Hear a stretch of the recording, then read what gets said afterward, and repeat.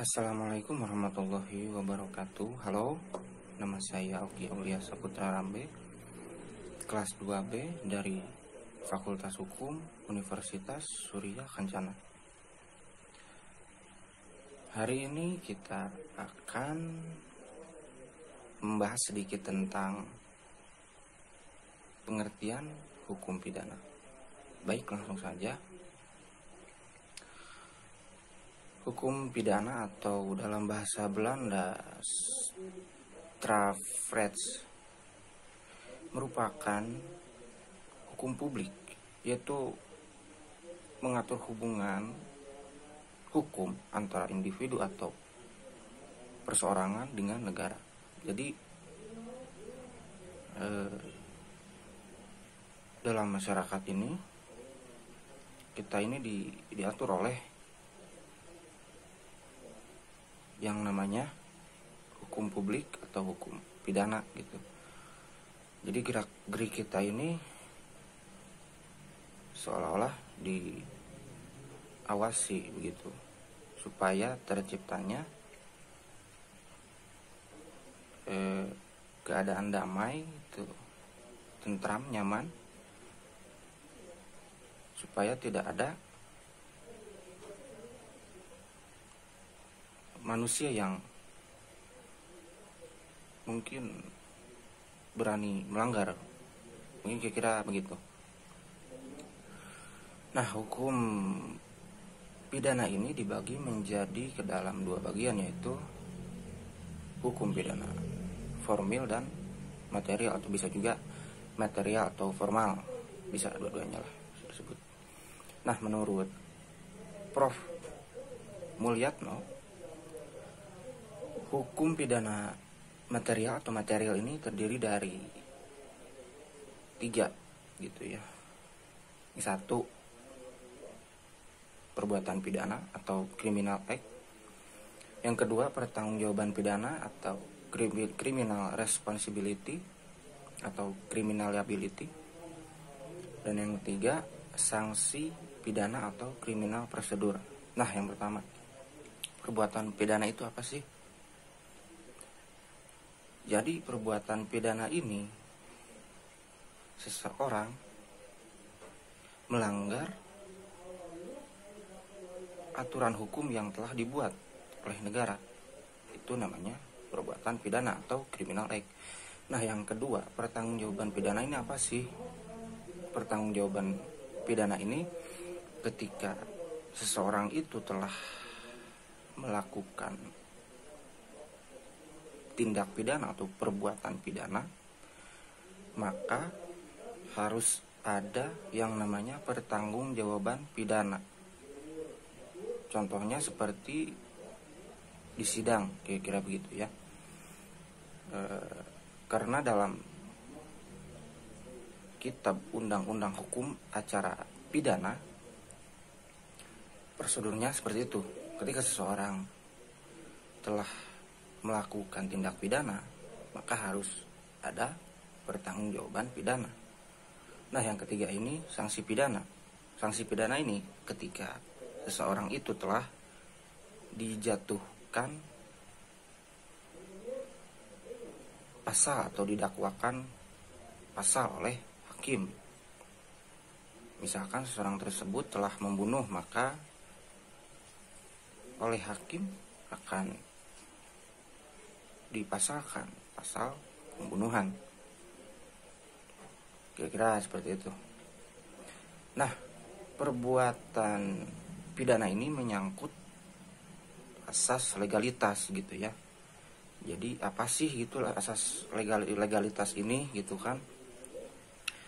Asas legalitas atau dalam bahasa Belandanya nullum delictum nulla puna sine prae via lege penali adalah seseorang belum tentu dikatakan bersalah sebelum ditentukan sebagai tindak pidana oleh hukum atau undang-undang gitu. Jadi eh, seseorang itu belum tentu dikatakan bersalah begitu ya. Ketika seseorang itu contohnya mencuri gitu kan, nah belum tentu bersalah begitu. Dan perbuatan tersebut sebelumnya telah ditentukan sebagai tindak pidana oleh hukum atau undang-undang begitu. Jadi harus ada masuk unsur-unsur ketika seseorang tersebut dianggap bersalah begitu. Contohnya harus ada alat bukti atau barang bukti dan saksi begitu. Nah, sedangkan pertanggungjawaban pidana ini berhubungan dengan asas kesalahan. Apa sih gitu asas kesalahan ini? Asas kesalahan atau asas culpabilitas, nulla puna sine culpa dalam bahasa Belandanya gitu ya. Artinya tiada pidana tanpa kesalahan gitu kira-kira. Nah, lanjut. Nah, fungsi hukum pidana ini, fungsi hukum daripada hukum pidana ini ada dua begitu ya. Yang pertama, fungsi umum.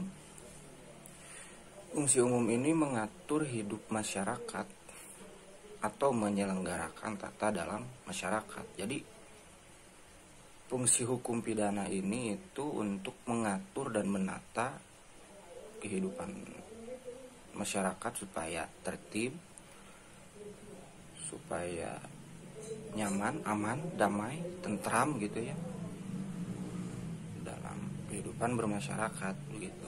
Nah, fungsi khususnya apa gitu kan? Oh ya, yang kedua gitu, maaf. Yang kedua fungsi khusus gitu. Nah, fungsi khusus ini untuk melindungi kepentingan hukum terhadap perbuatan yang memperkosanya. Nah, di sini memperkosanya bukan berarti konotasinya terhadap seksual ya. Memperkosanya di sini artinya memaksa gitu, memaksanya gitu dengan memberikan sanksi yang sifatnya lebih tajam gitu dibandingkan dengan sanksi dari cabang hukum yang lainnya, atau preventif atau bisa juga pencegahan begitu. Nah, sanksi juga merupakan ultimum remedium gitu. Bisa juga dikatakan sanksi terakhir atau obat terakhir gitu. Sebagai pedang bermata dua begitu kan. Nah, ini hati-hati gitu kan. Jangan asal melapor begitu. Karena kenapa? Di sini sebagai pedang bermata dua begitu. Karena ketika kita melapor gitu kan, belum tentu kita benar gitu. Siapa tahu kita juga ketika kita melapor kita tidak tahu apa-apa, kita malah bisa menjadi pelaku begitu, atau sebagai pelaku pidana begitu. Nah, jadi di sini kita harus hati-hati begitu kan, harus tahu juga begitu. Dan bagai mengiris daging sendiri begitu kan, karena di sini hukum itu kan sifatnya memaksa ya, supaya dapat menertibkan atau mengatur manusia begitu supaya tertata rapih begitu. Nah, di sini sumber hukum pidana begitu kan. Sumber hukum pidana di sini kita punya KUHP begitu. Atau dalam bahasa Belandanya Wetboek van Strafrecht begitu. Mulai berlaku pada 1 Januari 1918. Dan yang kedua, peraturan-peraturan lain di luar KUHP seperti Undang-Undang Tindak Pidana Narkotika, Undang-Undang Tindak Pidana Korupsi, Undang-Undang Tindak Pidana terorisme begitu dan lain sebagainya lah. Dan kemudian ada memori penjelasan KUHP begitu ya. Tapi di sini tidak ada penjelasannya gitu. Dalam artian kita tidak memakai itu begitu. Dan berikutnya ada hukum pidana adat atau hukum pidana tidak tertulis begitu. Nah, di sini kan KUHP hukum pidana tertulis. Nah, ini ada lagi hukum pidana tidak tertulis. Jadi pada masa kolonial, dasar hukum pidana adat adalah pasal 131 is Junto Algemeen Bepalingen van Wetgeving atau disingkat AB gitu. Nah, ini yang bunyinya begini. Menentukan bahwa bagi golongan Eropa, hukum yang berlaku adalah hukum yang ada di negeri Belanda. Adapun golongan timur asing berlaku hukumnya sendiri. Selanjutnya bagi golongan terakhir, yakni golongan bumi putra, hukum yang berlaku adalah hukum adat. Jadi intinya di sini memakai sistem kasta begitu. Jadi di sini ada 3 kasta. Yang pertama kasta Eropa gitu kan, untuk orang-orang Belanda, Turki dan lain sebagainya begitu. Dan golongan timur asing seperti Cina, Jepang gitu. Pokoknya yang kulitnya kuning langsat begitu dan matanya sipit, tergolong ke dalam timur asing begitu. Dan yang terakhir adalah golongan bumi putra, yaitu jadi hukum yang berlaku adalah hukum adat yang dipakai oleh masyarakat kita atau orang pribumi begitu bisa dibilang. Dan dewasa ini juga didasarkan pada Undang-Undang Nomor 1 Darurat tahun 1951 pasal 5 ayat 3 sub B gitu. Dan ini berbunyi tentang tindak pidana diukur menurut hukum yang hidup dalam masyarakat. Tindak pidana demikian itu bila terjadi maka pidana adatlah sebagai sanksinya. Jadi intinya ketika seseorang itu di satu daerah gitu melanggar suatu tindak pidana, ketika dicari-cari pasal dalam KUHP itu tidak ada, nah di sini berlaku hukum pidana adat sebagai sanksinya gitu.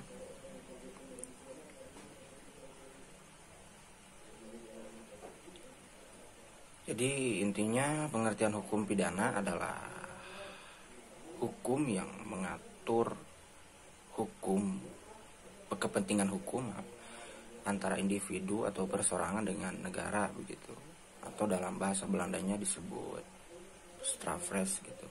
Hukum pidana material atau hukum pidana objektif, hukum pidana substantif atau ius punale dalam bahasa Belanda, dan bahasa Inggrisnya criminal act atau substantif criminal act gitu. Jadi keseluruhan peraturan yang memuat larangan atau keharusan bagi yang melanggarnya diancam dengan pidana begitu. Berisi keharusan dan larangan yang harus dilaksanakan diatur berdasarkan asas legalitas atau criminal act gitu.